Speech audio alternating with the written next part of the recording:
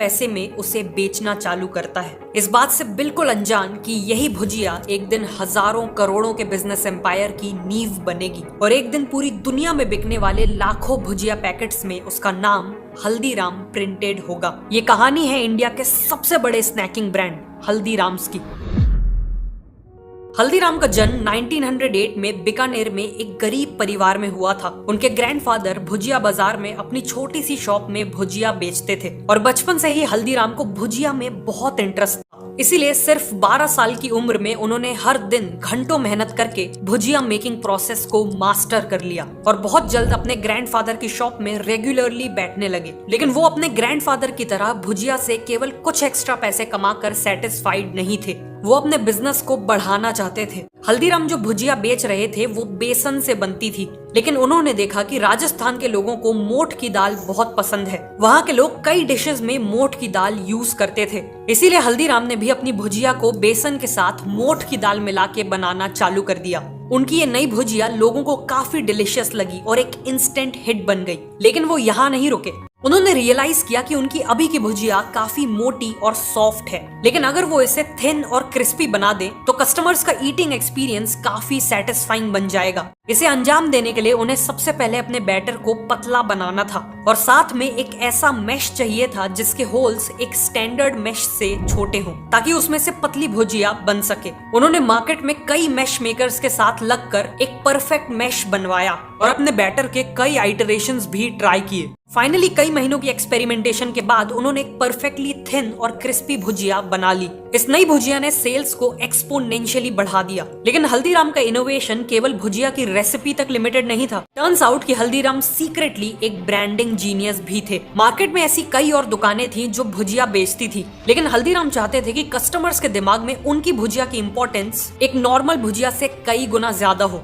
हल्दीराम को पता था कि महाराजा दंगर सिंह बीकानेर के सबसे पॉपुलर महाराजा रहे थे और लोग उन्हें बहुत रिस्पेक्ट करते थे। इसीलिए हल्दीराम ने अपनी भुजिया का नाम महाराजा दंगर सिंह के नाम पे दंगर सेव रख दिया। महाराजा के नाम से उनकी भुजिया बाकी सभी नॉर्मल भुजिया से डिफरेंशिएट हो गई और उसे एक प्रीमियम पोजीशनिंग भी मिल गई। इस नई ब्रांडिंग के साथ उन्होंने प्राइजेस भी बढ़ा दिए और कस्टमर्स ने उस प्राइस को खुशी खुशी एक्सेप्ट भी कर लिया। अगले कुछ सालों में हल्दीराम ने अपने 2 भाइयों के साथ मिलकर बिजनेस को अच्छा खासा एस्टैब्लिश कर लिया था और अब 36 साल की एज में उनकी एक वाइफ और 3 बेटे भी थे। बेहद गरीबी से उठकर आए हल्दीराम के लिए सब कुछ बहुत अच्छा चल रहा था कि तभी 1944 में उनकी लाइफ में एक बहुत बड़ा ट्विस्ट आया। घर की लेडीज के बीच में रिलेशंस बिगड़ने लगे। बात इतनी बिगड़ गई कि फाइनली हल्दीराम को घर छोड़कर अलग होना पड़ा। लेकिन प्रॉब्लम ये थी कि घर के साथ साथ हल्दीराम को बिजनेस से भी अलग कर दिया गया था। जिस बिजनेस को हल्दीराम ने अपनी जी जान लगा के बनाया था, आज उसी बिजनेस से उन्हें एक फूटी कौड़ी तक नहीं मिली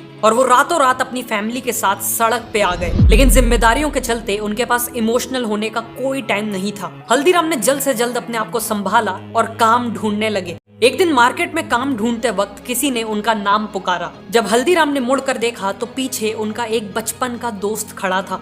उनका ये दोस्त कई सालों बाद बीकानेर लौटा था। हल्दीराम ने उसे अपनी सिचुएशन के बारे में सब कुछ बता दिया। सालों पहले हल्दीराम ने 200 रुपए देके अपने इस दोस्त की मदद की थी और फॉर्चुनेटली उसने ये एहसान भूला नहीं था। उसने उसी दिन हल्दीराम को 100 रुपए लौटा दिए और यही 100 रुपए हल्दीराम के लिए लाइफ लाइन साबित हुए। सबसे पहले तो उन्होंने अपनी फैमिली के लिए एक छोटा सा घर रेंट पे लिया और फिर बिजनेस आइडियाज सोचने लगे। उनकी वाइफ चंपा देवी काफी डिलीशियस मूंग दाल बनाती थी और बीकानेर के लोगों के लिए भी मूंग दाल एक स्टेपल डिश थी। फिर क्या, उन्होंने मूंग दाल का बिजनेस करने का फैसला लिया। उन्होंने बचे हुए पैसों से मूंग दाल, स्पाइसेस और बाकी आइटम्स खरीदे और एक काम चलाऊ किचन भी सेटअप कर लिया। वो दोनों अर्ली मॉर्निंग उठकर मूंग दाल प्रिपेयर करते और फिर हल्दीराम पूरे दिन मार्केट में घूम घूम कर लोकल वर्कर्स और ऑफिस गोयर्स को ये डिश बेचने लगे। कुछ ही टाइम में उन्होंने मूंग दाल के साथ अपने ओरिजिनल पैशन यानी भुजिया को भी बेचना शुरू कर दिया। हार्डवर्क, टेस्ट और क्वालिटी के चलते उनका एक लॉयल कस्टमर बेस बन गया और कुछ ही टाइम में उन्होंने एक छोटी सी शॉप को रेंट पे लेने के पैसे जमा कर लिए। शॉप खोलने के कुछ ही समय में मार्केट में बात फैल गई कि हल्दीराम और उनकी दंगर सेव अब वापस आ चुके हैं। उनकी दुकान में लोगों की लाइन लगने लगी और देखते ही देखते हल्दीराम फिर से लोकल भुजिया किंग बन गए। अगले कुछ सालों में हल्दीराम ने केवल इसी दुकान को ग्रो करने में पूरा फोकस किया। लेकिन फिर 1950s में कुछ ऐसा हुआ जो उनके लिए एक बहुत बड़ा टर्निंग पॉइंट साबित हुआ। हल्दीराम अपने एक दोस्त की बेटी की शादी में कोलकाता गए थे। वहाँ उन्होंने सभी मेहमानों के लिए भुजिया बनाई थी और जब उन्होंने भुजिया खाने के बाद मेहमानों का रिएक्शन देखा तो वो काफी सरप्राइज थे। उन लोगों को भुजिया इतनी पसंद आ रही थी कि वो तारीफ तो कर ही रहे थे, साथ में हल्दीराम को बल्क ऑर्डर्स भी दे रहे थे। हल्दीराम को समझ आ गया था कि कोलकाता में अपने बिजनेस को एक्सपैंड करना एक बहुत बड़ी अपॉर्चुनिटी है, स्पेशली इसलिए क्योंकि वहाँ ऐसा कोई बड़ा कंपटीशन था ही नहीं जो भुजिया बेचता हो। 1955 में हल्दीराम ने अपने छोटे बेटे रामेश्वर लाल और अपने सबसे बड़े पोते शिव किशन को कोलकाता में बिजनेस सेटअप करने को भेजा। यहाँ भी उनकी शुरुआत एक छोटे से घर और केवल 8 स्क्वायर फीट की दुकान से हुई। शुरुआत तो स्लो थी, लेकिन इवेंचुअली कोलकाता में भी उनका बिजनेस वर्ड ऑफ माउथ के कारण ग्रो करने लगा और देखते ही देखते वो दिन की 150 से 200 किलो भुजिया बेचने लगे। ऑल्सो बंगालीज को अट्रैक्ट करने के लिए इन्होंने वहाँ के टेस्ट के हिसाब से बंगाली मिक्सचर नाम की नमकीन लॉन्च की, जो काफी सक्सेसफुल हो गई। अगले 12 सालों में उनकी शॉप 8 स्क्वायर फीट से बढ़कर 25 स्क्वायर फीट की हो गई और बिजनेस भी हर साल डबल हो रहा था। एक बड़ा शहर होने के कारण कोलकाता ब्रांच का बिजनेस अब बीकानेर ब्रांच से भी बड़ा हो चुका था। 1968 तक हल्दीराम के तीनों बेटे सेटल्ड थे। उनके बड़े बेटे मूलचंद बीकानेर का बिजनेस संभालते थे। सतीदास ने फैमिली से अलग होकर इंडिपेंडेंट शॉप्स खोल ली थी और रामेश्वर लाल कोलकाता बिजनेस चला रहे थे। इसे देखते हुए हल्दीराम ने बिजनेस से सेमी रिटायरमेंट ले ली और वो केवल कभी कभी बिजनेस को सुपरवाइज करने के लिए विजिट्स करते थे। बिजनेस ऑलरेडी अच्छा खासा चल रहा था, लेकिन इसके बाद जो हुआ वो हल्दीराम्स की बिजनेस जर्नी में एक सुनहरा चैप्टर साबित होने वाला था। हल्दीराम के सबसे बड़े पोते शिव किशन, जो अभी तक कोलकाता बिजनेस में अपने चाचा के साथ काम कर रहे थे, वो 1968 में नागपुर में हल्दीराम की ब्रांच खोलने का फैसला लेते हैं। नागपुर आके शिव किशन ने देखा कि वहाँ के लोग बालूशाज, गुजराती पेड़ा, मैसूर पाक और लड्डू जैसे स्वीट्स को बहुत पसंद करते थे। मतलब वहाँ के लोगों को स्वीट्स तो बहुत पसंद थे, लेकिन अभी तक इन्हें इंडिया के बाकी हिस्सों के स्वीट्स का ज्यादा एक्सपोजर नहीं मिला था। इस अपॉर्चुनिटी को देखते हुए शिव किशन ने नागपुर में भुजिया के साथ साथ अपनी फेवरेट काजू कतली भी बेचना चालू किया। स्टार्टिंग में कस्टमर उसे खरीदने में हेजिटेंट थे, इसलिए शिव किशन अपने कस्टमर्स को फ्री सैंपल्स ऑफर करने लगे। एक बार टेस्ट करते ही लोग काजू कतली के दीवाने होने लगे और डिमांड स्काई रॉकेट कर गई। इस सक्सेस को देखते हुए शिव किशन ने मलाई लड्डू, रसगुल्ला और रस मलाई जैसे स्वीट्स भी ऑफर करना चालू कर दिए और जाने अनजाने यहीं से शुरुआत हुई थी हल्दीराम्स की इंडियन स्वीट इंडस्ट्री में सबसे बड़े प्लेयर बनने की। 1971 तक नागपुर में हल्दीराम के 2 आउटलेट्स खुल गए थे, लेकिन शिव किशन यहाँ रुकना नहीं चाहते थे। एक दिन शिव किशन कीर्ति नाम के रेस्टोरेंट में गए, जिसने उनकी आंखें खोल दी। वो रेस्टोरेंट केवल डोसा और लस्सी ऑफर करता था और वहाँ हमेशा कस्टमर्स की भीड़ लगी रहती थी। यहीं से शिव किशन को आइडिया आया हल्दीराम्स को एक शॉप से एक रेस्टोरेंट में बदलने का। मार्केट को समझने पे उन्हें पता चला कि महाराष्ट्र में लोगों को साउथ इंडियन डिशेस जैसे डोसा और इडली बहुत पसंद है। अब वो तो अपने रेस्टोरेंट में बीकानेर के पॉपुलर स्नैक्स जैसे समोसा और कचौड़ी ऑफर करना चाहते थे, लेकिन उससे पहले उन्हें कस्टमर्स को अपने रेस्टोरेंट तक लाना था। इसीलिए उन्होंने शुरुआत उन्हीं डिशेस से करी जिनकी डिमांड थी, यानी डोसा और इडली। शिव किशन ने एक 30 सीटर रेस्टोरेंट खोला और बहुत जल्द उनके रेस्टोरेंट की सारी सीट्स ऑक्यूपाइड रहने लगी। इसे देखते हुए उन्होंने अपनी सीटिंग कैपेसिटी डबल कर दी और मेन्यू में समोसा और कचौड़ी भी ऐड कर दिया। जो कस्टमर्स डोसा और इडली खाने आते थे, शिव किशन उन्हें समोसा और कचौड़ी ट्राई करने को कहते थे और जैसा काजू कतली के समय हुआ था, सेम वैसा ही अब हुआ। एक बार कस्टमर ने समोसा कचौड़ी टेस्ट कर ली तो उनमें से ज्यादातर लोग उनके रेगुलर कंज्यूमर्स बन गए। अगले कुछ सालों में नागपुर में हल्दीराम्स के मल्टीपल आउटलेट्स खुल चुके थे और इसी के चलते हल्दीराम्स नागपुर में केवल एक भुजिया बिजनेस से बढ़कर एक इंडियन स्नैक्स, स्वीट्स और रेस्टोरेंट बिजनेस में बदल चुका था।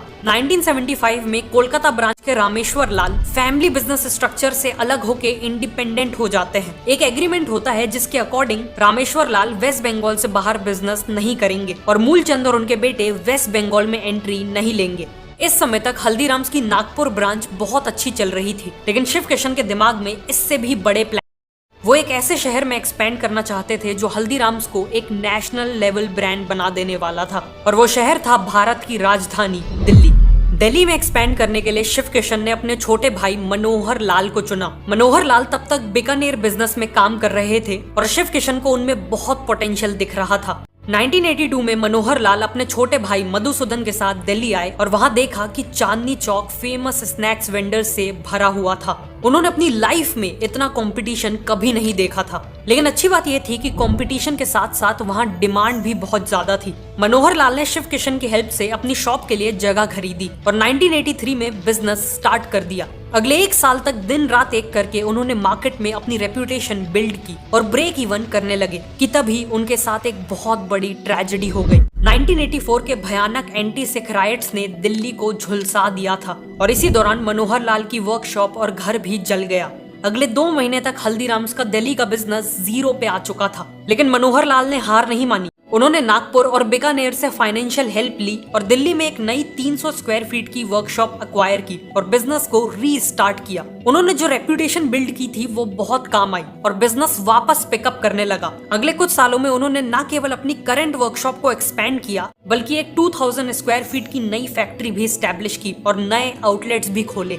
बिजनेस लगातार ग्रो हो रहा था, लेकिन इन सब के बाद भी हल्दीराम्स एक मीडियम साइज्ड लोकल बिजनेस ही था। पर शिव किशन और मनोहर लाल चाहते थे कि हल्दीराम्स एक वर्ल्ड क्लास कंज्यूमर ब्रांड बने, इंडिया के हर घर के लोग उनके प्रोडक्ट्स कंज्यूम करें। उन्होंने देखा कि लिबरलाइजेशन के बाद पेप्सिको, केलॉग्स और नेस्ले जैसी ब्रांड्स ने इंडिया में कन्वीनियंस फूड्स बेचना चालू कर दिए हैं, बेसिकली पैकेज्ड और रेडी टू ईट फूड। लेकिन हल्दीराम ने यहाँ एक बहुत बड़ा गैप स्पॉट किया। ये सभी फॉरेन ब्रांड्स इंडियंस को वेस्टर्न कल्चर का पैकेज्ड फूड मार्केट करने में हजारों करोड़ों लगा रहे थे, लेकिन उस समय कोई भी ब्रांड इंडियन स्नैक्स को लॉन्ग शेल्फ लाइफ वाली पैकेजिंग में नहीं बेच रहा था। इसी अपॉर्चुनिटी को देखते हुए हल्दीराम्स ने सबसे पहले अपनी बीकानेरी भुजिया और आलू भुजिया जैसे प्रोडक्ट्स को नाइट्रोजन पैकेजिंग में बेचना चालू किया, जिससे इनकी शेल्फ लाइफ कुछ दिनों से बढ़कर कुछ महीनों तक पहुंच गई। इस नई पैकेजिंग के कारण हल्दीराम्स का बिजनेस अब नागपुर या दिल्ली तक लिमिटेड नहीं था। अब लोग इंडिया के छोटे से छोटे शहर में हल्दीराम्स की भुजिया खरीद सकते थे। लॉन्च के बाद कस्टमर्स ने इन प्रोडक्ट्स को बहुत अच्छा रिस्पॉन्स दिया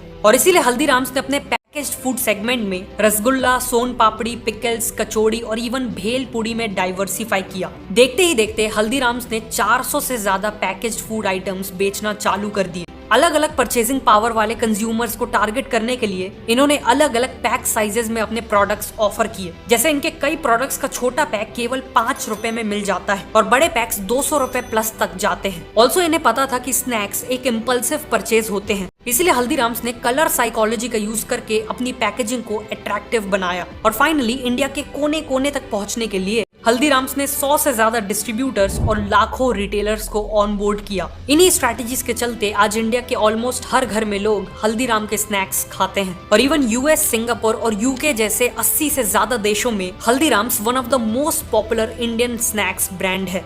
करीब 100 साल पहले हल्दीराम्स की शुरुआत भुजिया को 2 पैसों में बेच के हुई थी और आज उसी हल्दीराम्स ने 9000 करोड़ से ज्यादा का बिजनेस किया है। हल्दीराम्स की कहानी ये प्रूव करती है कि कस्टमर्स को डिलाइट करके, लगातार प्रोडक्ट्स को इनोवेट करके और समय के साथ खुद को बदल के कितना भी बड़ा बिजनेस बनाया जा सकता है, चाहे शुरुआत कितनी ही छोटी क्यों ना हो। अगर आपको ये वीडियो अच्छी लगी तो मैं रिकमेंड करूंगा कि आप नेक्स्ट इस वीडियो को देखें।